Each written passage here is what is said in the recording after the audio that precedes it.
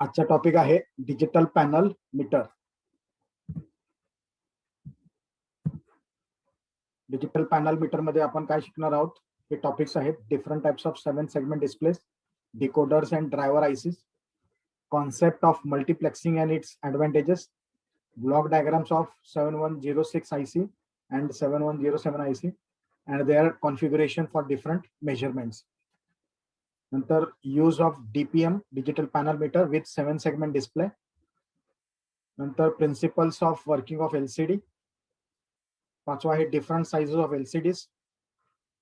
सहावा आपण बघणार आहोत decoder driver ICs used with LCDs and their pin diagrams. आणि शेवटी बघणार आहोत use of digital panel meter with LCD to display different voltage and current signals. आता या डिजिटल पॅनल मीटर मधला पहिला लेसन आहे इंट्रोडक्शन ऑफ पॅनल मीटर. तर याच्यामध्ये उद्दिष्ट काय बघूया. At the end of this lesson you shall be able to, या धड्याच्या शेवटी आपण काय काय शिकणार आहोत बघा. अॅनालॉग पॅनल मीटर समजावून सांगण्यास सक्षम असाल, डिजिटल पॅनल मीटर समजावून सांगण्यास सक्षम असाल, 7 सेगमेंट डिस्प्लेचे कार्य वर्णन करण्यास सक्षम असाल आणि 7 सेगमेंट डिस्प्लेचे प्रकार सांगण्यास सक्षम असाल. तर असे 4 मुद्दे आपण या लेसन मध्ये पूर्ण करणार आहोत. Introduction of panel meter. तर हे मीटर्स आपला याच्या अगोदर टॉपिक झालेला आहे. मीटर म्हणजेच तुमचा मोजण्याचा मोजण्याचं यंत्र. कोणतंही तुम्हाला एक व्होल्टेज करंट रेजिस्टन्स तुम्हाला मोजायचं असेल, पॉवर, तर त्याच्यासाठी तुम्हाला एक मोजण्याचं यंत्र लागेल, ज्याला आपण मीटर असे म्हणतो. आता इथं आपण जे बघणार आहोत हे पॅनल मीटर आहे. हे सुद्धा काय करणार आहे, सिग्नलला असं डायरेक्टली व्हिज्युअलाइज करून दाखवणार आहे. म्हणजे तुम्हाला हे पाहता येईल, जे काय तुम्ही सिग्नल याला द्याल तर त्याचं कन्व्हर्जन डिजिटल फॉर्म मध्ये करणार किंवा अॅनालॉग फॉर्म मध्ये करणार इनपुट सिग्नलला. मग त्या पद्धतीनं त्याचे 2 प्रकार आहेत, अॅनालॉग पॅनल मीटर आणि डिजिटल पॅनल मीटर. तर पूर्वी आपला झालेला आहे अॅनालॉग मीटर्स आणि डिजिटल मीटर्स. तर अॅनालॉग मीटर्स मध्ये काय होतंय की अॅनालॉग मीटर्स मध्ये तुम्हाला पॉइंटरच्या स्वरूपात तुमचे जे रीडिंग असते त्याच्यात स्केल केलेलं असते, माप दिलेलं असतात. तर त्या मापाच्या याच्यामध्ये मूव्हिंग कॉइल मीटर्स, याच्यामध्ये एक पॉइंटर असते, तो पॉइंटर पुढे जातो आणि नंतर तुम्हाला एखादे रीडिंग त्या ठिकाणी मिळते. असे मीटर्स तुम्ही बरेच ठिकाणी बघितलेले आहेत. त्या मीटर्स तुम्हाला अॅनालॉग मीटर्स मध्ये पाहायला मिळतात. दुसरं आहे तेच मीटर, समजा तुम्हाला चीच रीडिंग या मीटरवर तुमच्या अॅनालॉग मीटर मध्ये तुम्हाला कॅल्क्युलेशन करून त्या ठिकाणी तुम्हाला रीडिंग घ्यावं लागते, मोजणी घ्यावं लागते. परंतु या ठिकाणी डिजिटल पॅनल मीटर मध्ये काय होतं की डायरेक्टली तुम्हाला आकड्याच्या स्वरूपात न्यूमेरिकली तुम्हाला डायरेक्टली ते जी किंमत असेल, जे काय किंमत असेल ते तुम्हाला पाहायला मिळणार आहे. व्होल्टेज असेल, करंट असेल, पॉवर असेल, काही जी किंमत असेल ते तुम्हाला डायरेक्टली एकदम न्यूमेरिकल नंबरच्या स्वरूपात तुम्हाला पाहायला मिळणार आहे. तर त्याला डिजिटल पॅनल मीटर असे म्हणतात. तर आपला जो टॉपिक ऍक्च्युली डिजिटल पॅनल मीटरवर आहे, तरी ते अॅनालॉग पॅनल मीटर्स म्हणजे काय ते सुद्धा थोडक्यात माहिती घेऊया. की अॅनालॉग पॅनल मीटर्स मध्ये काय की मूव्हिंग कॉइल मीटर सारखंच असते. आपला झालेला टॉपिक. तर हे असं स्केल असते, माप दिलेलं असतात, एक पॉइंटर असतो आणि पॉइंटरला आधार देण्यासाठी असे काही सिस्टम्स वापरलेले असतात, जसं टाउट बँड आहे किंवा ज्वेल आहे आणि पिओट आहे. तर हे काय आहे, तर हे कशासाठी आहे, तर हे फिरणाऱ्या घटकांना आधार देण्यासाठी टाउट, ज्वेल, पिओट प्रणालीचा वापर अॅनालॉग मीटर मध्ये केला जातो. म्हणजेच काय की तुमचा जो मूव्हिंग कॉइल आहे, आता हा समजा मीटर आहे, मूव्हिंग कॉइल मीटर, याच्यामध्ये हा तुमचा कॉइल फिरत असतो, हा कॉइल, आणि ह्या कॉइललाच एक पॉइंटर जोडलेला असते आणि पॉइंटरच्या वरच्या बाजूला एक स्प्रिंग आणि खालच्या बाजूला एक स्प्रिंग असते. आता ह्या अरेंजमेंट मध्ये काय असते, हा जो स्प्रिंग आहे अशा गोल आकारामध्ये जोडलेला. परंतु आता आपण जे बघतोय तो टाउट सस्पेन्शन बघतोय. आता टाउट सस्पेन्शन मध्ये काय केलेलं असते की हा जो स्प्रिंग आहे तो असं गोल आकारानं एक करता त्याला काय केलेलं असते, वरचा जो टोक आहे इकडे खालच्या बाजूला नसते, डायरेक्टली वरच्या बाजूला आणि खालच्या बाजूला डायरेक्टली जोडलेला असते आणि ह्याला असा लोंबकळत ठेवलेला असते. म्हणजे वरती स्प्रिंग असते, खाली पण स्प्रिंग असते आणि त्याच्यामध्ये बरोबर हा तुमचा मूव्हिंग कॉइल असते. म्हणजे हा मूव्हिंग कॉइल, त्याच्या वरच्या बाजूला जसं हे पॉइंटर जोडलेलं आहे तसं हा पॉइंटर असते. तर हे फक्त कशासाठी आहे की हा जो पॉइंटर आहे प्लस मुव्हिंग कॉइल, तर हा लोंबकळत असला पाहिजे, सस्पेंडेड असला पाहिजे. आणि मग या टाऊट म्हणजेच काय, हा जो स्प्रिंग आहे त्याच्या खालच्या बाजूला इथं धातूचा रिबन वापरलेला असतं, इथं सुद्धा एक धातूचा रिबन वापरलेला असतं आणि डायरेक्टली या कॉईलला जोडलेलं असते. त्याच्यामुळे काय होतंय, हे मध्ये बरोबर सेंटर मध्ये हा लोंबकळत राहतो. आणि ज्यावेळेला तुम्ही या कॉईलला सप्ला देता त्यावेळेला ह्याच्यावरचा जो पॉइंटर आहे, सप्ला दिल्यानंतर पॉइंटर डी आकारामध्ये असा पुढं ढकलला जातो. तर हे फक्त काय आहे, जो टाउट ज्वेल पिओट सिस्टम जी आहे ते फक्त कशासाठी आहे, तर ह्या फिरणारे जी वस्तू आहे म्हणजेच मुव्हिंग कॉइल जी आहे त्याला आधार देण्याचं काम ही करते सिस्टम. हा पहिला आहे तो टाउट सिस्टम मध्ये इथं रिबन असते. दुसरी जी पद्धत असते ते म्हणजे पिओट आणि ज्वेल बेअरिंग्स. याच्यामध्ये काय असते की आता इथं पहा, याच्यामध्ये दिसत असेल याचा वरच्या बाजूला बघा असा कोनिकल मध्ये पॉइंटेड असं दिसते पहा, खाली पण पॉइंटेड दिसते. हा जो पॉइंटेड आहे तो बरोबर ह्या खाचेत येऊन बसणार आहे, या खाचेमध्ये. आणि हे जे पॉइंटेड वरचं पॉइंटेड दिसते ह्या पॉइंटरलाच पिओट म्हणतात, लक्षात घ्या, ह्यालाच म्हणतात पिओट. आणि ज्या खाचेमध्ये बसणार आहे, हे वरच्या बाजूला जे खाचेमध्ये बसणार आहे त्याला म्हणतात ज्वेल. तर ह्या दोन्हीचं कॉम्बिनेशन म्हणजे पिओट ज्वेल सिस्टम. तर ह्याच्यामध्ये हे पण कशासाठी, तर तेच तुमच्या फिरणाऱ्या वस्तूला म्हणजे एक मुव्हिंग कॉइल आणि तुमचा जो पॉइंटर आहे एकाच वेळेला तो फिरणार आहे, तर त्याला आधार देण्यासाठी हे सिस्टम आपल्याला असतं, पिओट आणि ज्वेल सिस्टम. तर हे सगळं कशासाठी आहे, अनालॉग मध्ये. आता इथं या ठिकाणी काय म्हणले त्यांनी की जो टाउट सिस्टम आहे त्याला डीसी मोजता येते त्याच्यामध्ये, आणि जो ब्युएल सिस्टम जी आहे आणि पिओट सिस्टम, तर त्याच्यामध्ये काय तुम्ही केलेलं आहे की तुम्ही एसी मोजू शकता त्याच्यामध्ये. So you can measure AC in jewel and pivot system. तर आपला मेन टॉपिक जो आहे तो आहे तुमचा digital panel meters. So digital panel meters म्हणजे काय, तुमचा जो आता मगाशी तुम्ही बघितलं की या पॉइंटर मध्ये तुम्हाला जो पॉइंटर इथं गेल्यानंतर तुम्हाला इथं कॅल्क्युलेशन करायला लागते. समजा आता डायरेक्ट 50 वर आला की तुम्हाला डायरेक्टली कळेल की तो 50 आहे. आता हा मीटर आहे म्हणजे करंट दाखवणार आहे. म्हणजे आता समजा हा 50 वर पॉइंटर आला तर तो डायरेक्ट तुम्ही काय म्हणणार आहे, 50 अँपियर डीसी करंट आहे, असं आडवी लाईन म्हणजे डीसी करंट दाखवणार आहे, 50 अँपियर करंट दाखवतोय. तो तुम्हाला समजा इथं पहिल्या दुसऱ्या तिसऱ्या चौथ्या घरात आलं की तुम्हाला परत कॅल्क्युलेशन करायला लागेल. म्हणजे 50 आहे पहिलं रिडिंग, 50 मध्ये 5 घर आहेत, 50 भागिले 5 म्हणजे एका घराची किंमत किती, 10. म्हणजे 10, 20, 30, 40 आणि 50. मग तुम्हाला इथं इथं आला की तो 20 दाखवणार, इथं आला की 30 अँपियर, इथं आला की 40 अँपियर. परत पुढे गेला की परत इथं तुम्हाला परत किमती कॅल्क्युलेट कराव्या लागतात. तर इथं तुम्हाला कॅल्क्युलेट करून किमती काढाव्या लागतात. पण इथं तुम्ही आता जे बघणार आहात आपण डिजिटल पॅनल मीटर मध्ये, इथं कुठल्याही प्रकारचं कॅल्क्युलेशन नाही, फक्त त्या ठिकाणी पण स्केलिंग केलं जातं, माप तयार केले जातात, ते सगळ्या गोष्टी केल्या जातात. पण तुम्हाला जी किंमत मिळते ते डायरेक्टली तुम्हाला अशा डायरेक्टली नंबरच्या स्वरूपात न्यूमेरिकली डायरेक्टली तुम्हाला डिस्प्ले होते.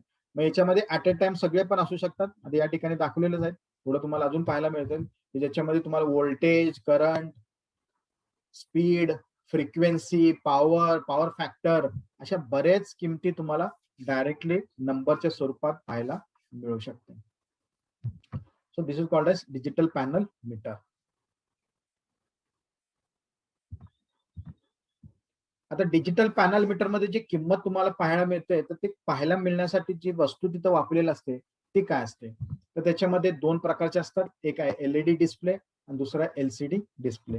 तर इथं जे तुम्हाला हे जे दिसते, तर हे तुम्हाला जे नंबरच्या स्वरूपात जे दिसते ते नंबर स्वरूपात दिसण्यासाठी जी वस्तू आतमध्ये वापरलेली आहे त्याच्याबद्दल आपण अभ्यास करणार आहोत. तर ते आहे, एक आहे एलईडी डिस्प्ले आणि दुसरा आहे एलसीडी डिस्प्ले. एलईडी मध्ये तुमचा आता आपला झालेला आहे की एलईडी म्हणजे तुमचा 7 सेगमेंट डिस्प्ले त्या ठिकाणी वापरलेला असते. आणि एलईडी मध्ये एलईडी कसं कार्य करते हे मागच्या तासामध्ये झालेलं आहे की एलईडी कसं कार्य करते. It emits light emitting diode. आणि एलसीडी म्हणजे लिक्विड क्रिस्टल डिस्प्ले. एलईडी ला तुम्ही डायरेक्टली सप्लाय दिला की त्याच्यातनं प्रकाश तुम्हाला पाहायला मिळणार आहे. एलसीडी मध्ये काय होतं, लिक्विड क्रिस्टल डिस्प्ले मध्ये त्या ठिकाणी परत तुम्हाला एक्स्ट्रा लाईट सुद्धा द्यावं लागते. ह्याच्या जरा वेगळं प्रोसेस केली जाते. ते काय प्रोसेस आहे ते सगळं पुढे येणारच आहे. फक्त आता बेसिक लक्षात घ्या, इंट्रोडक्शन चाललेलं आपलं. आता लिक्विड क्रिस्टल डिस्प्ले मध्ये काय होतं की तुम्हाला तिथं एक बेकलाइट द्यावं लागतं. आणि मग तुमचा जो बेकलाइट दिल्यानंतर बॅक साईडला लाईट दिल्यानंतर मग पुढची प्रोसेस केली जाते. मग तो ह्याचा वापर एलसीडीचा वापर कशासाठी केला जातो? नंबरच्या स्वरूपात दर्शवण्यासाठी. तसंच एलईडी सुद्धा नंबरच्या स्वरूपात दर्शवण्यासाठी केलं जातं. तर हे दोन्ही वस्तू आपल्याला काय दाखवणार आहेत? तर 3 digit panel meters has count range of 0 to 999. आता समजा 3 डिजिट पॅनल मीटर असेल तर तो तुम्हाला 0 पासून ते 999 हे अक्षर नंबर्स तुम्हाला पाहायला मिळणार. 0 टू 999 इथपर्यंत दिसणार. म्हणजे 3 डिजिट म्हणजे 999 हे 3 डिजिट आहे. पहिला तो दाखवणार 0 किंवा सगळे 0 आणि मग डायरेक्टली 1 2 3 असं करत तुम्हाला 999 पर्यंत दाखवणार. तसंच तुम्ही 3 आणि अर्ध म्हणला तर तुम्हाला असं दिसणार 1999 3.5. अशा पद्धतीनं तुम्हाला केलं जातं. तसंच माप जी स्केल असते, आता या ठिकाणी तुमचा जो माप केलेला असते तर या ठिकाणी स्केलिंग जे आहे ते प्रवाहाच्या साह्याने केलेलं असते. प्रवाह घेऊन तुमचं माप तयार केले जातात. ह्याच्यामध्ये व्होल्टेज डिवायडरचा वापर केला जातो बाय युझिंग व्होल्टेज डिवायडर आणि त्याचा प्रमाण ठेवलेलं असते 10, 100 आणि 1000च्या प्रमाणात ते विभागणी करून त्याचं स्केलिंग केलेलं असते. आता हे बरेच वेळा विचारलं जातं की डिजिटल पॅनल मीटरचं स्केलिंग कसं केलं जातं? तर त्याला व्होल्टेज डिवायडरचा वापर केला जातो लक्षात. आणि त्याचं माप ठेवलेलं असते 10, 100 आणि 1000च्या पटीत ते माप तयार केलं जातं. आता हे वेगवेगळे जे मीटर्स आहेत ते पण तुम्हाला दाखवतो आता पुढे.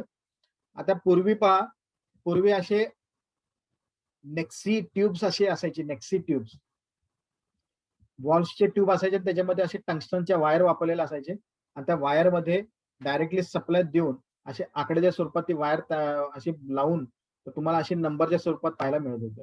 तर हे नंबर जे दिसतात हे टंगस्टनच्या वायरचा वापरलेले आहेत. तर हे नेक्सी ट्यूब्स असायचे पूर्वी. नंतर ह्याच्यामध्ये कॉम्पॅक्टनेस आल्यानंतर हे आता अलीकडच्या काळामध्ये तुम्हाला आता असे एलसीडी डिस्प्लेस आणि 7 सेगमेंट डिस्प्लेस पाहायला मिळतात. म्हणजे याच्यामध्ये तुम्हाला डायरेक्टली नंबरच्या स्वरूपात काय जी किंमत असेल ती तुम्हाला पाहायला मिळते. आता ह्याच्यामध्ये काय होतं की तुम्हाला हे दोन्ही पण आहेत. आता अल्फा न्यूमरिक म्हणजे काय? तुम्हाला अल्फा म्हणजे अल्फाबेट्स म्हणजे अक्षर पण पाहायला मिळणार आहे आणि न्यूमरिक म्हणजे नंबर सुद्धा पाहायला मिळणार आहे. असे अजून ऍडव्हान्स पण आलेले आहेत. आता ग्राफिक्स पण पाहायला मिळतात आता काय काय डिस्प्लेस मध्ये. अशा एलसीडी डिस्प्लेस मध्ये तुम्हाला आता ग्राफिकल सुद्धा पाहायला मिळणार आहे. काय डिझाईन्स असतील तर ते डिझाईन सुद्धा पाहायला. आता तुम्ही काय अक्षर बघू शकता, लेटर्स बघू शकता आणि नंबर्स बघू शकता. पण तुम्हाला एखादं डिझाईन बघायचं असेल तर तुम्ही डिझाईन सुद्धा त्या एलसीडी फॉर्म मध्ये किंवा एलईडी फॉर्म मध्ये पाहू शकता. ते कसं आहे ते पुढे पाहायला मिळेल. आता हा टाइप्स ऑफ डीपीएम मगाशीच बघितलं आपण की किती अक्षरासाठी किती लेटर्स तुम्हाला पाहायला मिळतात. की आता समजा 4 digit voltmeter ammeter असेल तर तुम्हाला 4 डिजिट म्हणजे असं दिसणार 9999. म्हणजेच तुम्हाला 4 7 सेगमेंट्स असतील 999 शेवटी तुमचे 99च दिसणार आहेत. ह्याला म्हणतात 4 डिजिट व्होल्ट मीटर किंवा एम मीटर. तसंच समजा 3 phase voltmeter ammeter आहे तर तो 3 phase voltmeter ammeter सुद्धा तुम्हाला डायरेक्टली 3 फेज पाहायला मिळणार आहे. नंतर 3.5 डिजिट काय असणार आहे? तर 1999 हे 3 डिजिट झालं आणि अर्धा म्हणजे फक्त 1 किंवा मायनस असे 2 गोष्टी पाहायला मिळू शकतात. तर त्याला 3.5 ऍक्च्युली आता इथं हे आहे हे 3.5 दाखवले. 999 हे 3 अक्षर झाले, 3 डिजिट झाले आणि 1 जे आहे तो हाफ. तसंच 4.5 म्हणजे 9999 आणि हाफ म्हणजे 1. म्हणजे एवढं तुम्हाला एलसीडी असणार. 1 2 3 4 5 7 सेगमेंट डिस्प्ले असे 5 असतील पण इकडचे 4 जे 7 सेगमेंट त्याच्यामध्ये 9 दिसणार आणि एका 7 सेगमेंट मध्ये फक्त 1 दिसणार. त्यालाच म्हणतात 4.5 digit voltmeter ammeter. तसंच फ्रिक्वेन्सी मीटर आहे 4-5 डिजिट. नंतर digital power meters, factor meters आहेत, डिजिटल वॅट मीटर्स आहेत. तर हे जे तुम्हाला आता पिक्चरच्या स्वरूपात दाखवतो. तर आता हा 4 digit AC DC ammeter voltmeter पहा. 4 डिजिट 1 2 3 4 हे 4 डिजिट आहेत. हे पण 4, हे पण 4, हे पण 4 डिजिट आहे. तसंच 3 फेज व्होल्ट मीटर. आता पहा RYB 3 फेज आहेत. हे 3 फेज तुम्हाला डायरेक्टली सेपरेटली तुम्हाला मिळते. 422 वोल्ट, 405 वोल्ट, 415 वोल्ट असे 3 फेज हे डिजिटल पॅनल मीटर आहे. तसंच 3.5 डिजिट व्होल्ट मीटर पहा. 1 2 3 डिजिट आणि एक जे दिसते तो हाफ. अर्धा डिजिट दिसतो, म्हणजे तुम्हाला फक्त तिथं एक दिसणार आहे एक्झॅक्टली. आता इथं समजा तुम्हाला मायनस पण दिसतंय, पण इथं तुम्हाला एक्झॅक्टली 4.5 डिजिटल व्होल्टमीटर दिसते बघा, की 1 2 3 4 डिजिट झाला, आणि जो अर्धा आहे तो 1 फक्त दिसणार या ठिकाणी 1. नंतर फ्रिक्वेन्सी मीटर असतात. आपला एसी ला किती फ्रिक्वेन्सी असते पाहण्यासाठी तुम्ही डायरेक्ट हा फ्रिक्वेन्सी मीटर बघू शकता. डायरेक्टली तुम्हाला नंबरच्या स्वरूपात या ठिकाणी फ्रिक्वेन्सी पाहायला मिळू शकते. आता 49 पॉईंट म्हणजे आपला जो फ्रिक्वेन्सी 50 हर्ट्झ असते ते जवळपास 50 हर्ट्झ दाखवत आहे. नंतर पॉवर फॅक्टर्स आहेत, पॉवर फॅक्टर मीटर आहे, नंतर वॅट मीटर आहे. अशा पद्धतीनं हे वेगवेगळ्या प्रकारचे डिजिटल पॅनल मीटर्स, तर हे तुम्हाला डायरेक्टली नंबरच्या स्वरूपात पाहायला मिळत आहे. नंतर जाऊया, हे जे नंबरच्या स्वरूपात जे डिजिटल पॅरामीटर मध्ये जी वस्तू वापरलेल्या आहे त्या वस्तूबद्दल आता बघूया डायरेक्टली, की ते वस्तू आहे 7 सेगमेंट डिस्प्ले. तर 7 सेगमेंट डिस्प्ले किंवा 7 segment indicator is the most basic electronic display. तर याच्यामध्ये याचा अभ्यास आपण अगोदर पण केलेला आहे, परत आपण करतोय. त्या डिजिटल पॅनल मीटर मध्ये हा मेन पार्ट असल्यामुळं याचा अभ्यास पुन्हा आपल्याला करायचा आहे. तर याच्यामध्ये 7 सेगमेंट डिस्प्ले म्हणजेच काय, की ह्या 8 अक्षरामध्ये 8 जो नंबर आहे, 8 नंबरच्या स्वरूपात तुम्हाला हे पाहायला मिळतं. तर 8 नंबरच्या स्वरूपात हे कसं डिवाइड केलेलं असते, तर हा जो आहे त्याला ए म्हणलेला आहे, म्हणजे ह्याला लेटर्स दिलेले आहेत A B C D E F आणि जी, असे 7 आहेत, आणि ह्याला 7 सेगमेंट्स म्हणतात. आणि हे 7 सेगमेंट म्हणजेच त्याला ऍक्च्युली जी वस्तू वापरलेली असते त्याच्या आतमध्ये ते असते एलईडीज. म्हणजे हा एक ए एलईडी आहे, बी एलईडी आहे, सी एलईडी आहे, म्हणजे असे 7 एलईडीज आहे. आणि ह्या 7 एलईडीज ना तुम्ही चालू बंद केल्यानंतर तुम्हाला अक्षरे अशी 0 to 9 पर्यंत अक्षरं पाहायला मिळणार. जसं तुम्ही ह्याच्यातले जे एलईडीज तुम्ही चालू बंद कराल त्या पद्धतीने तुम्हाला हे अक्षरं पाहायला मिळणार आहेत. तर आता बघूया कॉन्सेप्ट अँड व्हिज्युअल स्ट्रक्चर. आता मगाशीच सांगितलं की त्याच्यात तुम्हाला काय केलेलं असते. आता याच्यामध्ये ऍडिशनल मध्ये तुम्हाला या ठिकाणी एक डीपी असते, म्हणजेच डेसिमल पॉईंट. पॉईंट दाखवण्यासाठी पण एक छोटासा पॉईंट दिलेला असते, तर त्याचं पण एक टोक काढलेलं असते. आणि बाकीचे सगळे मग हे 7 सेगमेंट असतात. तर ज्या ज्या सेगमेंटला, ज्या एलईडी ला तुम्ही चालू कराल तेवढंच चालू केल्यानंतर तुम्हाला पर्टिक्युलर तोच लाईट तुम्हाला दिसणार, आणि त्याच लाईटनं तुम्हाला तोच नंबर त्या ठिकाणी पाहायला मिळणार आहे. तर त्याचा ट्रूथ टेबल ही कसं असते ते पुढे तुम्हाला पाहायला मिळेलच.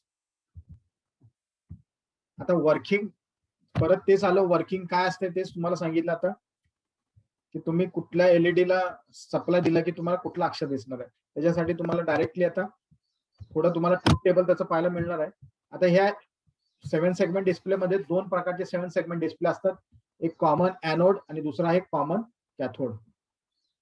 तर कॉमन एनोड मध्ये काय केलेलं असते, आता तुमचा एलईडी असते, तर इकडच्या बाजू जी आहे ते सगळं एनोड्स आहेत, आणि इकडच्या बाजूला जे आहेत ते सगळे कॅथोड आहेत.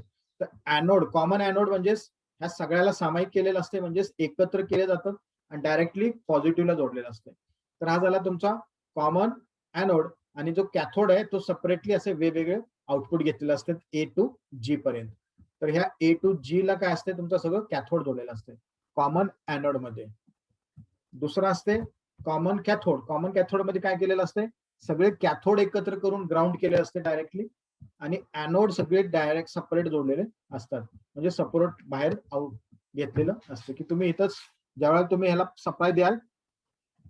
आता कॉमन एनोड मध्ये इथं पॉझिटिव्ह दिला म्हणजे इथं तुम्हाला निगेटिव्ह सप्लाय आलं पाहिजे. इथं निगेटिव्ह आणि इथं पॉझिटिव्ह दिला तरच तो एलईडी चालू होणार आहे, आणि त्याच्यातनं प्रकाश तुम्हाला पाहायला मिळणार आहे. तसं हिथं आता काय होणार आहे, हिथं तुम्ही ह्या कॅथोडनं निगेटिव्ह दिला म्हणजे ह्या एनोडला तुम्हाला काय द्यायला लागेल, सेपरेट पॉझिटिव्ह सप्लाय द्यावा लागणार. मग जिथं जिथं तुम्ही सप्लाय द्याल त्या पद्धतीनं तो एलईडी त्या ठिकाणी चालू होणार आहे, आणि तो चालू झाला की तुम्हाला तेवढाच नंबर जो आहे तो पाहायला मिळणार आहे. आता तो कसा पाहायला मिळतंय, की हे बघा इथं तुम्हाला एक्झाम्पल दिलंय, की समजा तुम्हाला 0 पाहायचं असेल तर तुमचं सेगमेंट कुठले कुठले चालू आहेत बघा, A B C D E आणि एफ, आणि जो जी आहे तो फक्त बंद आहे, बाकी सगळे चालू आहेत, म्हणून तुम्हाला अक्षर काय दिसतोय 0. तर याच्यासाठी हा ट्रूथ टेबल आहे, की तुम्हाला 0 पाहायचं असेल तर A B C D E आणि एफ ला चालू करायचा एलईडी, आणि जी फक्त ऑफ करायचा आहे. मग जी तुमच्या मधला ऑफ केलाय हा 0 अक्षर, 0 नंबर तुम्हाला पाहायला मिळतोय. दुसरा 1 नंबर पाहण्यासाठी फक्त आणि बी आणि सी चालू केले, बाकी सगळे बंद. तर इथं बघा बी आणि सी चालू ठेवले, बाकी सगळे बंद आहेत, ऑफ ऑफ ऑफ. तसंच पुढचा 2 3 या पद्धतीनं जसं तुम्ही त्या LED ला चालू बंद कराल त्या पद्धतीने तुम्हाला ते अक्षर तुम्हाला तसे पाहायला मिळणार आहेत 0 to 9 पर्यंत. अशा पद्धतीने तुमचा 7 सेगमेंट डिस्प्ले कार्य करत आहे. तर 7 सेगमेंट डिस्प्ले मध्ये जास्तीत जास्त तुम्हाला नंबरच्या स्वरूपात, फक्त नंबरच्या स्वरूपातच तुम्हाला पाहायला मिळते 0 to 9 पर्यंत. आता तुम्ही म्हणाल की बाबा 9 नंतर 10 बघायचं असेल तर काय करावं लागेल? तर 10 साठी परत सिंपल आहे की तुम्ही एक सेगमेंट ऐवजी आता 2 वापरणार. म्हणजे आता तुम्हाला एका सेगमेंट मध्ये समजा 9 मिळाले, तर दुसरा अजून एक इकडच्या बाजूला वापरायचा, मग त्या ठिकाणी तुम्हाला अजून 9 पर्यंत पाहायला मिळू शकते. म्हणजे तुमचा एक टोटल तुम्हाला 99 पाहायला मिळणार, 9 आणि 9. मग तुम्हाला 10 पाहिजे असेल तर इथं तुमचं 0 होईल आणि इकडच्या बाजूला 1 होईल. अशा पद्धतीनं जसं जसे तुमचे नंबर्स वाढत जातील तसे त्या पद्धतीने तुम्हाला 7 सेगमेंट होतात तसे वाढवत न्यावं लागेल. अशा पद्धतीनं 7 सेगमेंटचं कार्य. तर अशा पद्धतीनं तुमचं डिजिटल पॅनल मीटर आणि त्याच्यामध्ये जो मेन वस्तू वापरलेली आहे तर ते कसं कार्य करते ते आपण बघितलं. तर ह्या 7 सेगमेंट डिस्प्लेच्या सहाय्याने फक्त आणि फक्त तुमच्या नंबर फॉर्म मध्येच तुम्हाला जी काय किंमत असेल ते पाहायला मिळणार आहे. किंवा कॅथोड आहे हा 7 सेगमेंट डिस्प्ले. 7 सेगमेंट डिस्प्ले आपण कसं चेक करणार आहोत ते एक टेस्टिंग दाखवलेलं या ठिकाणी. आता समोर तुम्हाला 7 सेगमेंट डिस्प्ले दिसत असेल. आता हा कॉमन एनोड आहे, कॉमन कॅथोड आहे, ते आपल्याला चेक करायचं. तर त्याच्यासाठी आपल्याला काय काय गोष्टी लागतील? तर एक आपल्याला डिजिटल मल्टीमीटर लागेल, हा ब्रेडबोर्ड लागेल आणि एक 7 सेगमेंट डिस्प्ले लागेल. 7 सेगमेंट डिस्प्ले ब्रेडबोर्ड वर जोडून घ्यायचंय. आता आपल्याला माहिती नाही की हा कॉमन एनोड का कॉमन कॅथोड आहे. आता हे बघा इथनं असं सुरुवात आहे, 1 number 2 number 3 number 4 number 5 number. आता हा जो 3 नंबर आहे तो ऍक्च्युली कॉमन टर्मिनल असते.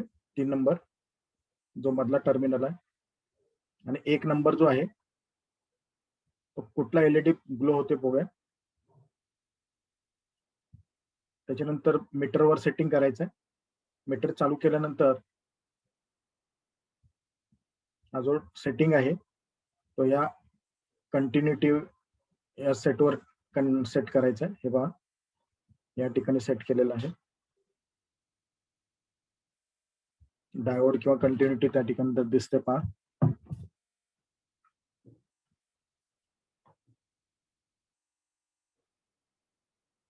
नंतर आता जो कॉमन टर्मिनल आहे आपला 3 नंबरचा, त्याला आता पहिल्यांदा तुम्ही रेड वायर लावून बघायचंय.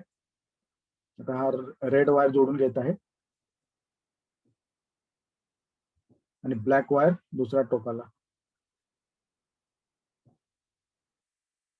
आता कोणताही LED ग्लो झाला नाही. तर इथं पहा, तर या ठिकाणी तुम्हाला दिसत असेल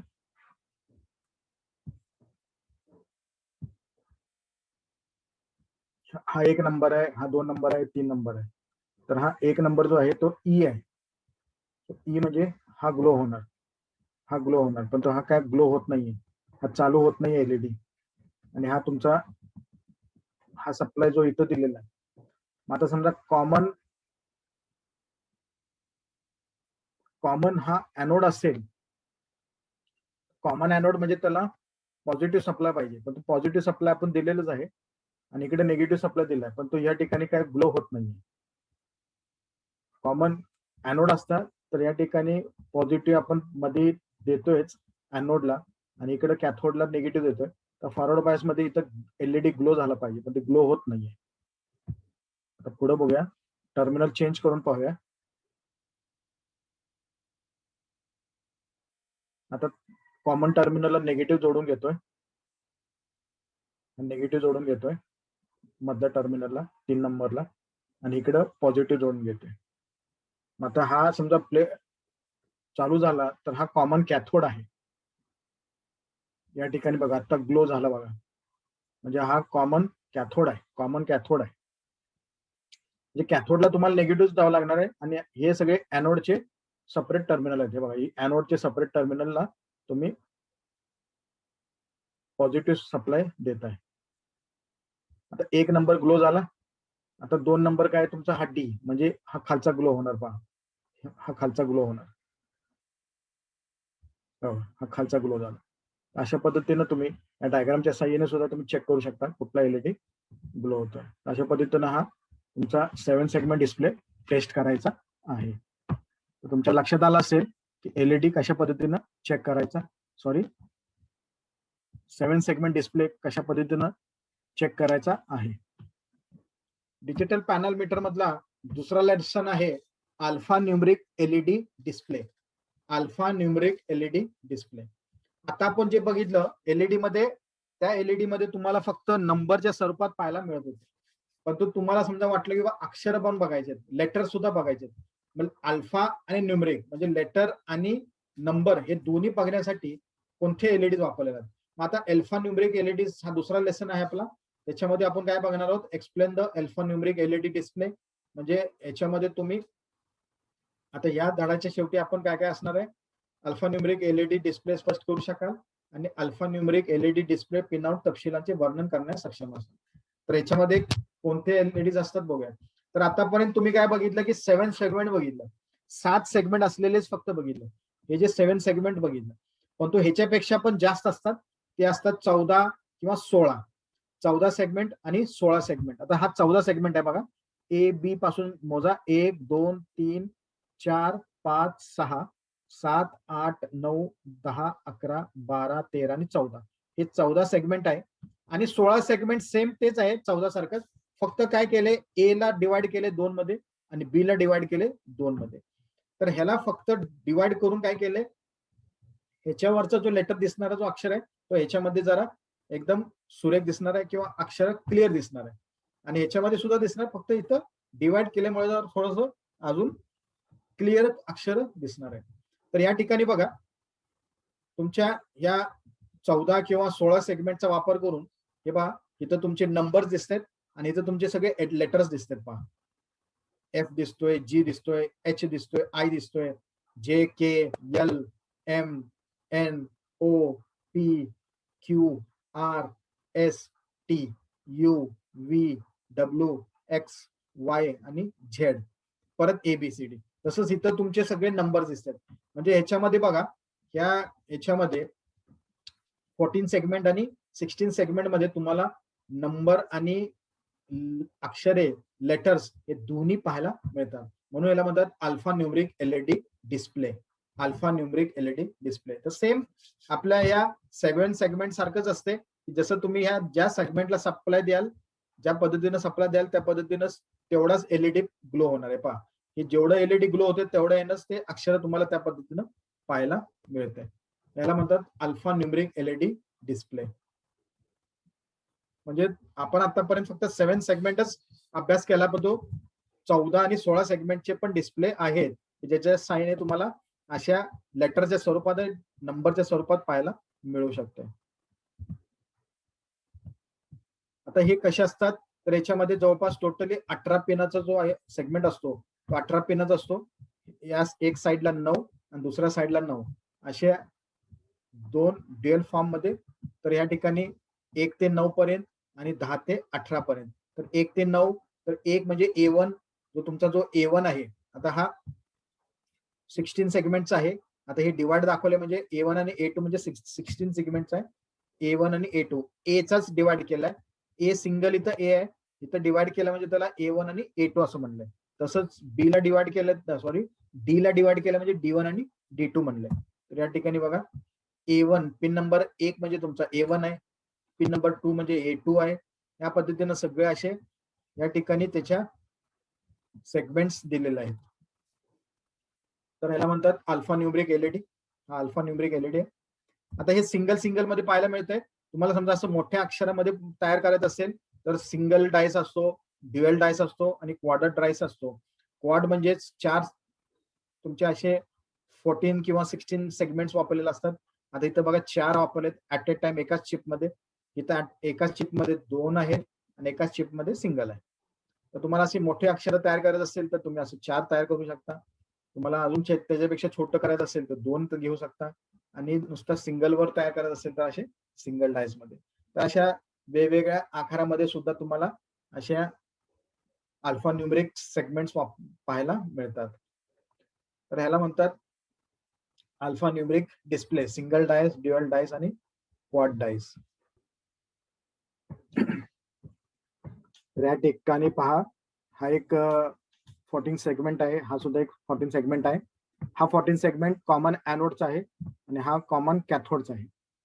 हा या ठिकाणी दिसते पहा CK आणि हा CA आहे, CA common anode. So common anode म्हणजे ह्या सगळ्या सेगमेंटचे ॲनोड एकत्र जोडून आपल्याला ॲनोडला पॉझिटिव्ह सप्लाय द्यावा लागणार आहे आणि हे जे सेपरेट सेपरेट टोक आहेत ते कॅथोड्स आहेत. मग कॅथोडला तुम्हाला निगेटिव्ह सप्लाय द्यावा लागेल. आता कॉमनला तुम्हाला काय करायला लागेल, हा जो 2 नंबरचा टोक आहे त्याला डायरेक्टली पॉझिटिव्ह सप्लाय द्यावा लागेल आणि प्रत्येकाचं हा सेपरेट सेपरेट तुम्हाला निगेटिव्ह टोकांना जोडावं लागेल. मग आता या ठिकाणी मी एक सप्लायचा वापर केलाय, 5 व्होल्ट सप्लाय. 5 व्होल्ट सप्लाय देऊन डायरेक्टली आपण प्रत्येक सेगमेंट चेक करणार आहोत. तर आता समजा तुम्हाला ए पाहायचा असेल तर ए सेगमेंट चालू करण्यासाठी तुम्हाला हा जो इकडचा नंबर आहे हा पहिला, त्याला डायरेक्ट तुम्हाला निगेटिव्ह द्यावा लागेल. तर या ठिकाणी बघा, आता मी हा निगेटिव्ह दिलाय. आता रन करून दाखवतो तुम्हाला. तर हा बघा ए चालू झालेला आहे, हा ए चालू झालेला आहे. नंतर बी चालू करायचं असेल तर बी पहा, 1 2 3 चौथा टोक आहे, 1 2 3 4 हा चौथा टोक आहे. ह्याला सुद्धा ग्राउंडला जोडा आणि चालू करून पहा. तर पहा हा बी चालू झालाय, हा बी सेगमेंट चालू झाला.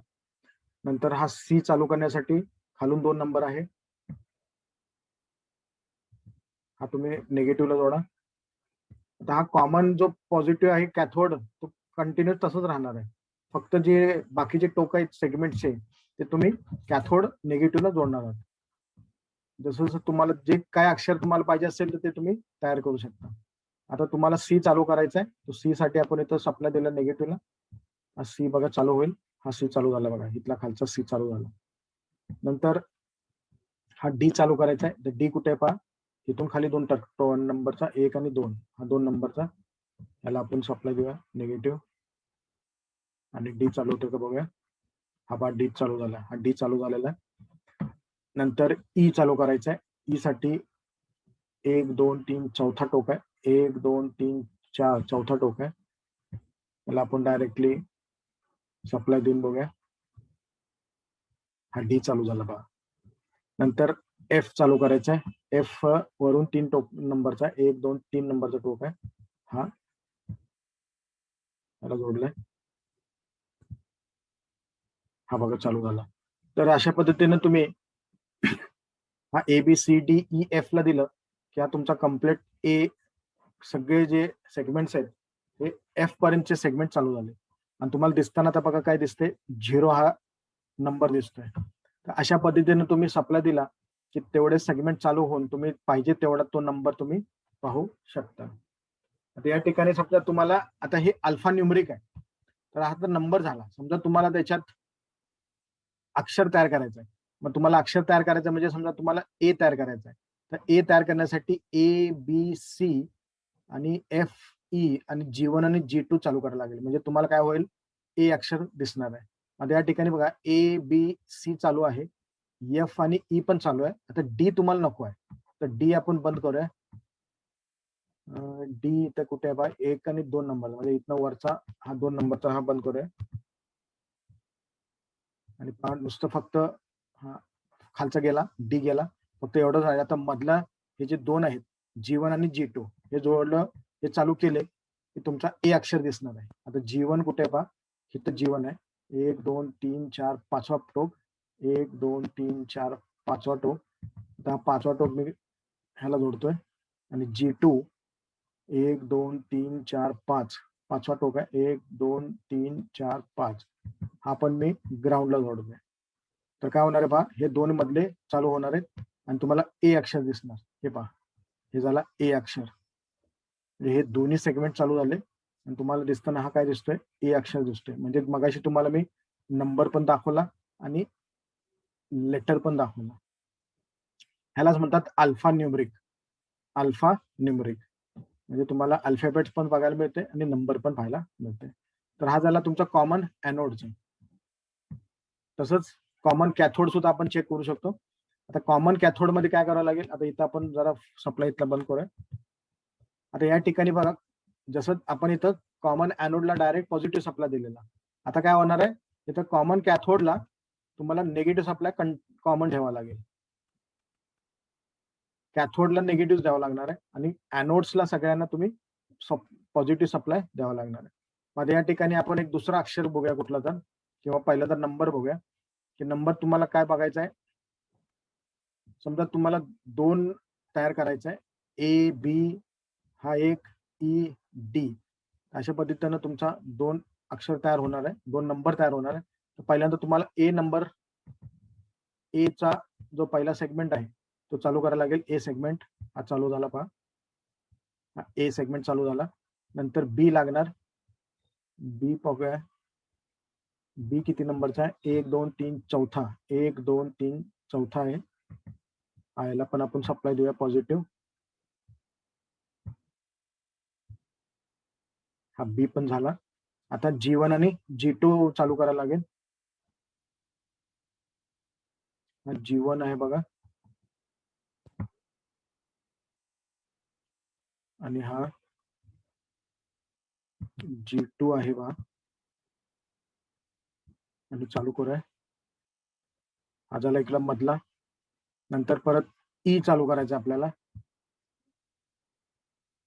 ई किती आहे, 1 2 3 चौथा टोक आहे, 1 2 3 4 हा चौथा टोक आहे. ई पण झाला. आणि डी, आता डी कुठला आहे, दुसरा टोक, 1 आणि 2 नंबरचा टोक.